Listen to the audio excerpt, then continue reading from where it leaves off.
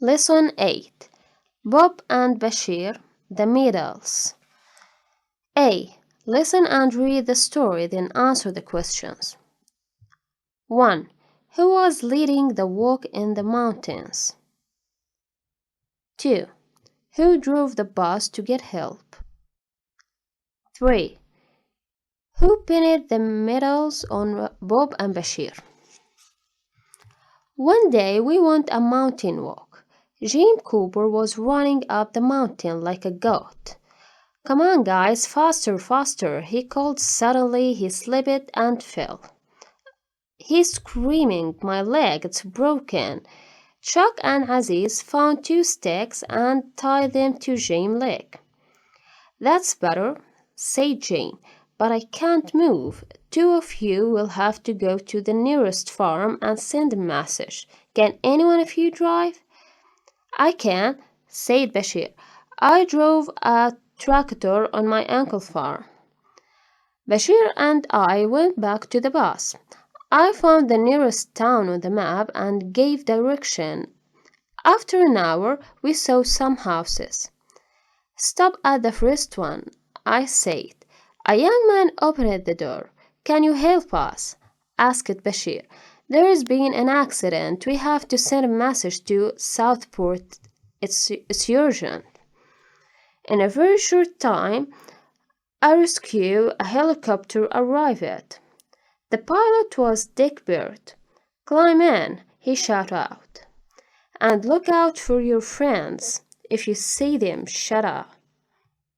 "Okay," shouted Bashir. They both had to shout because there was a lot of noise in the helicopter. 5 minutes later, I saw them. "Over here this time," I shouted. Chuck, Paul, Hans, and Aziz were waving arms and jacks like flags in the wind. We landed.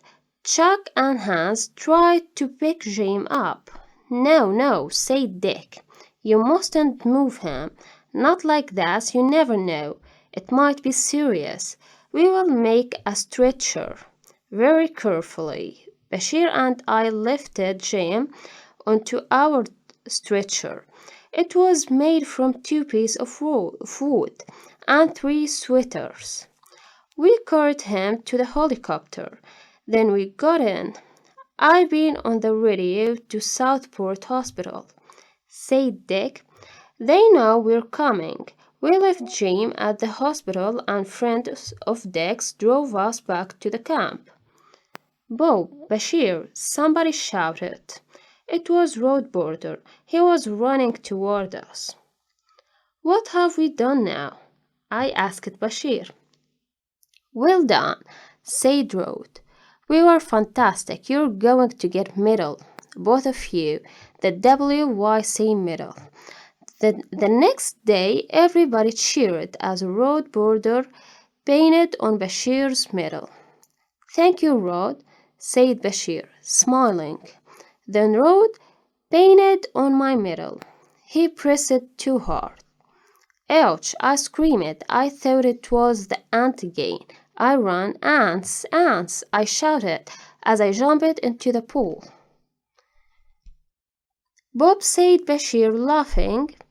It was only this. He was holding up the paint on the medal. "Oh no," I said. "Why me? Why do these things always happen to me?" Unit 7, Roundup.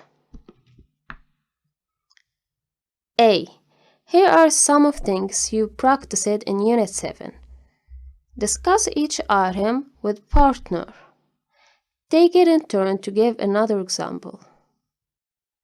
Now you can. Read headlines and understand their form. World getting warmer, scientists say. 16 elephants found dead. Use should and must. We should do something to help poor children in Africa. No, we must do something. We have to. Make offers. I have some books, I'll bring those. I'll bring some plants. I'll bring some clothes. Express agreement and disagreement. I agree, you're right. I disagree, I think you're wrong. Describe possible future event. There may be less rain. Farmland might become desert. It's possible that the weather will change. And you can write notes based on conversations. Talk about world problem. Make conversations about bring and buy sale. Use picture to tell part of story and work out an ending. Give order to people who have dropped later. Read quickly to find the topic of paragraph and find names them more carefully to find details.